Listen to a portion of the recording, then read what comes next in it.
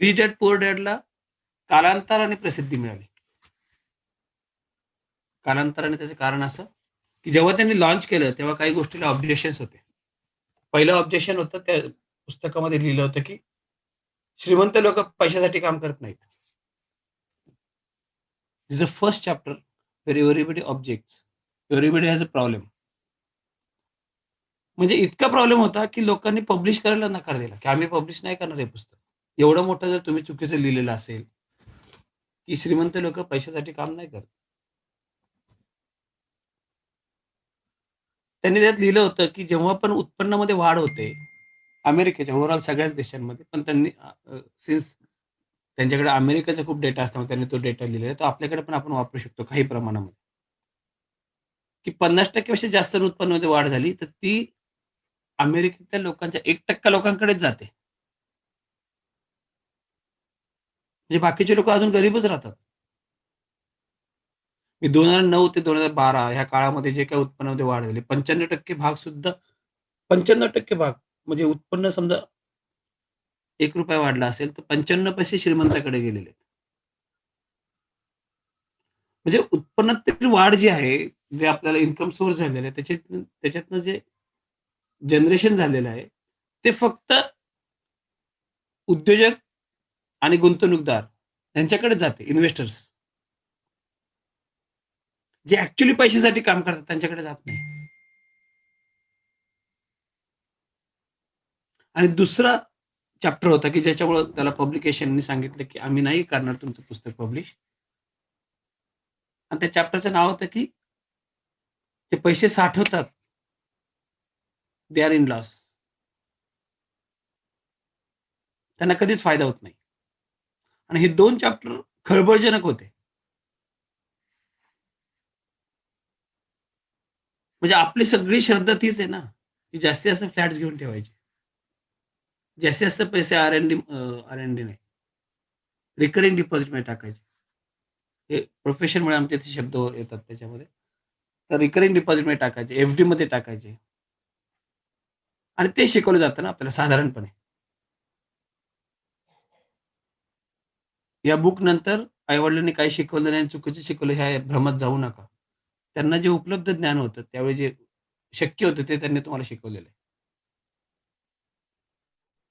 आणि त्यांनी ते सांगितलेलं आहे, की भरपूर शिक, 2 पैसे गाठीला ठेवा असं मराठीत म्हणतात. म्हणजे काय? की सेव्हिंग्जला ठेव. इव्हन इफ काही लोकं बँकेत पण नाही ठेवायचे. उद्या काय बँकेला झालं तर?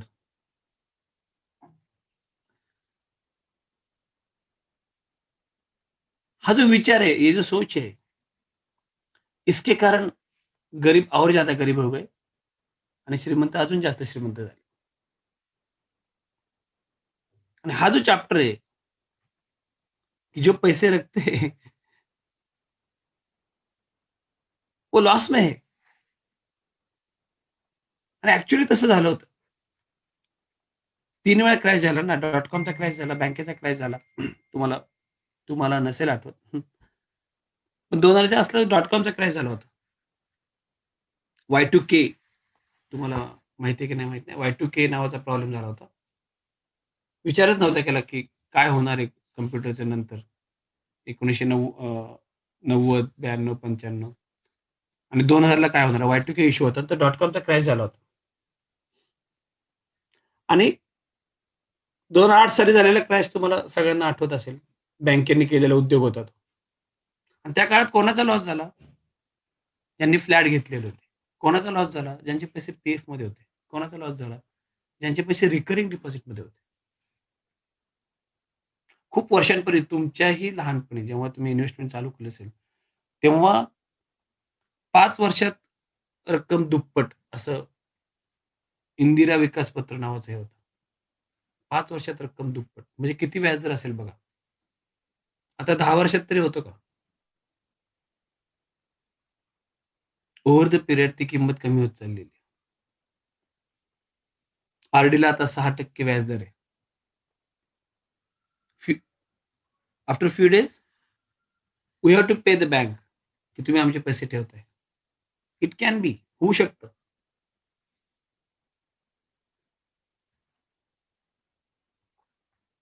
तो जो फॉल असतो, तो बँकांमुळे असेल, .com मुळे असेल, कोरोनामुळे असेल.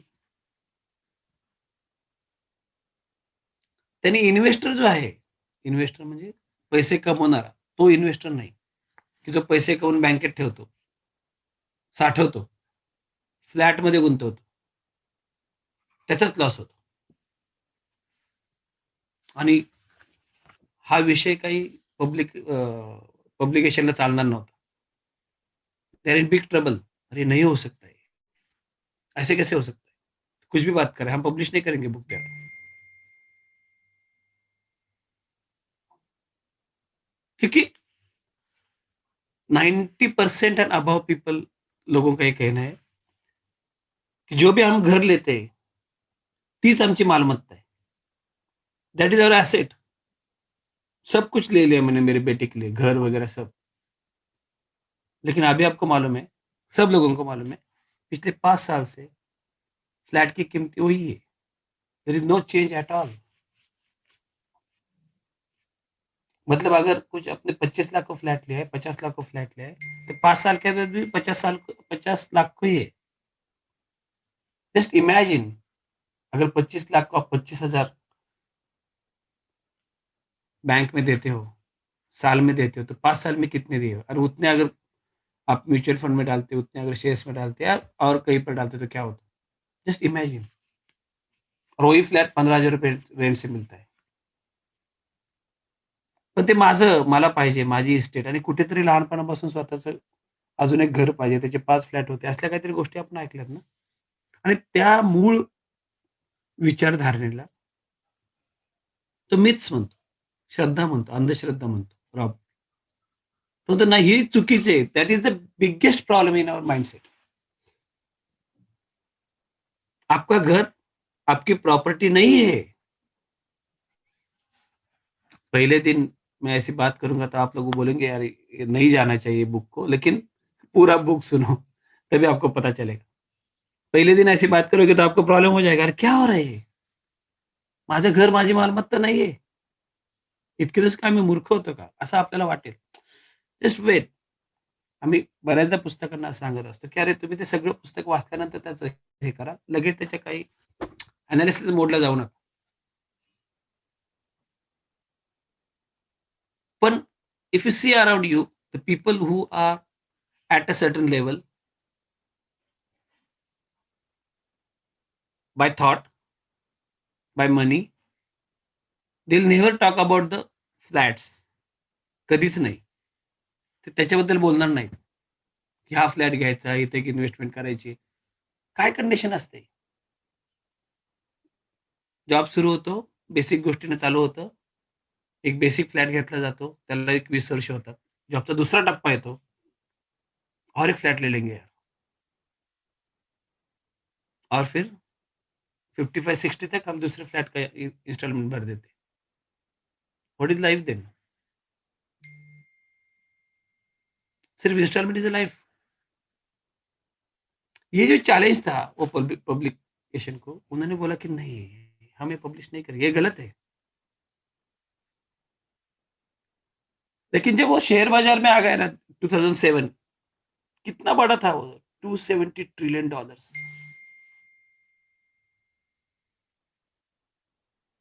इतना बड़ा हो गया वो शेयर बाजार का. वॉरेन बफे उसको बोलते हैं कि डेरिवेटिव, डेरिवेटिव मार्केट बोलते हैं उसको. का बरं रिअल एस्टेट मार्केट खाली गेली? ही जी श्रीमंत लोक होती ना, त्यांनी डेरिव्हेटिव्ह नावाची ही चालू केली, टूल्स.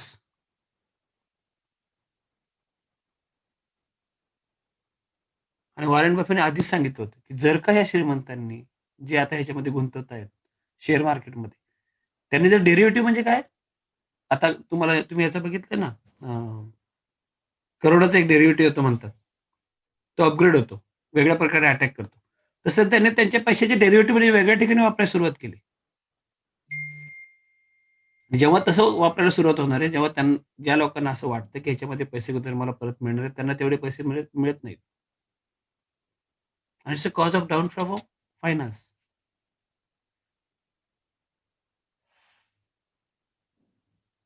आता किती येतो क्वाड्रिलियन एवढा मोठा बाजार. तरी समस्या सुटली का? नाही सुटलेली. अधिक बिकट झाली ना.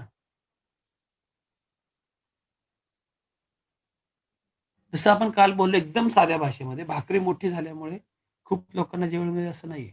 भाकरी मोठी झाल्यामुळे ज्याचा वाटा मोठा होता त्याला अजून जास्त वाटा मिळाला.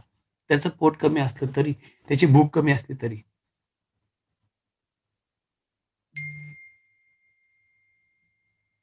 आणि रॉबर्टचं म्हणणं तेच आहे.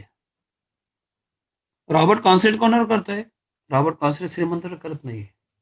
रॉबर्ट कॉन्सन्ट्रेट त्याच्यावर करतोय, की ज्याला श्रीमंत म्हणजे काय माहीत नाही. ज्याला गरिबी कशी घालवायची ते माहीत नाही.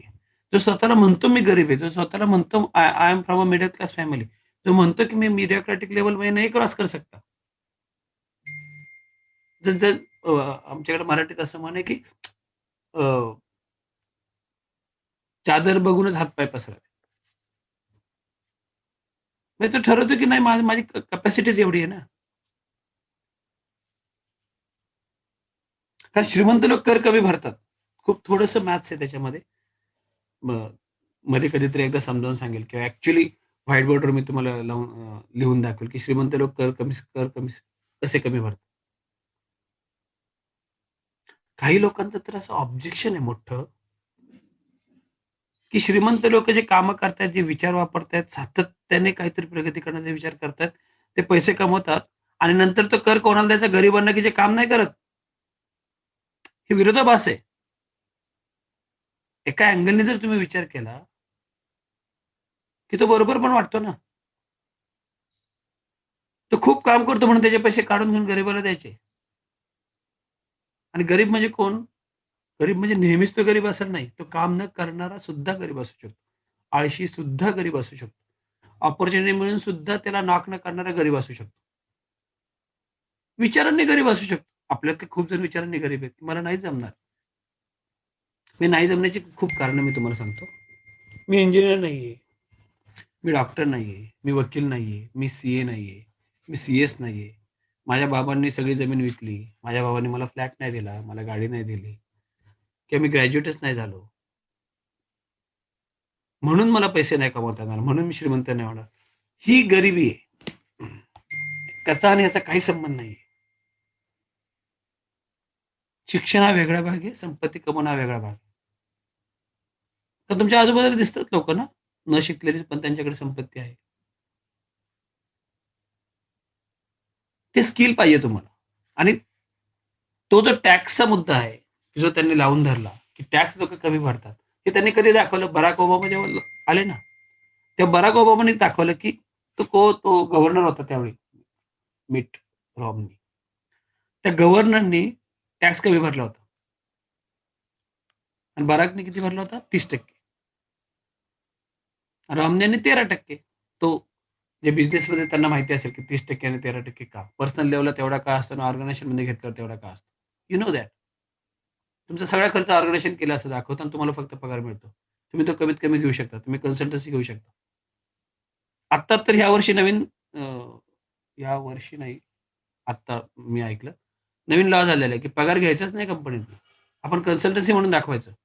आणि जर का 50,00,000पेक्षा जास्त तुमचं उत्पन्न नसेल, कंपनीतनं येणारं, जर नसेल म्हणजे 50,00,000पेक्षा कमी घेत असाल तुम्ही, तर 25,00,000वरच टॅक्स बसतो. जर तुम्ही कन्सल्टन्सी दाखवत असाल तर. जस्ट इमॅजिन, की जर तुम्ही जॉब करत असाल तर तुम्हाला 50,00,000वर टॅक्स बसेल. हे जे स्किल आहे, हे त्यांनी ते दाखवलं रिच डॅडनी रॉबर्टनी. मग गव्हर्नमेंट पण अंगावर येणार ना त्याच्या. अरे काय आहे?